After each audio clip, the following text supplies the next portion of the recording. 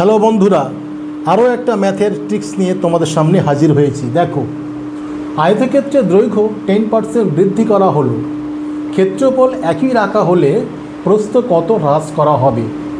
দেখো, আরেকটি অঙ্ক, নিয়মটা কিন্তু একই। দেখো, চালের দাম 10% বৃদ্ধি পাওয়ায় একটি পরিবারের খরচ একই রাখতে দ্রব্যটির ব্যবহার কত হ্রাস করা হবে। একদম সোজা নিয়ম। দেখো, দুটো ক্ষেত্রে কিন্তু একই নিয়ম।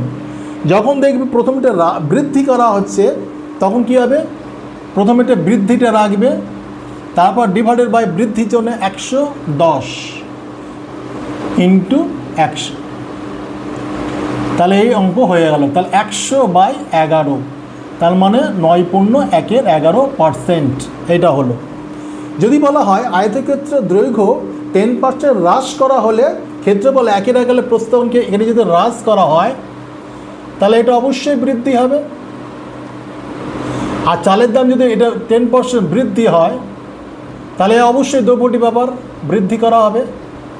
এই ক্ষেত্রে যদি এটা বলে, তাহলে যদি এইবার এটা যদি বৃদ্ধির জায়গায় হ্রাস বলে, তাহলে কি হবে? 10 লিখলে আর 100 থেকে 10 বাদ দেবে, 90 লিখলে ইন্টু 100, ব্যাস হয়ে গেল অঙ্ক। তাহলে 100/9, তাহলে 11.1-9% বোঝা গেল। এই অঙ্ক কম্পিটিশনে প্রায় পড়ে। আশা করছি সংক্ষিপ্ত নিয়ম তোমরা বুঝে গেলে।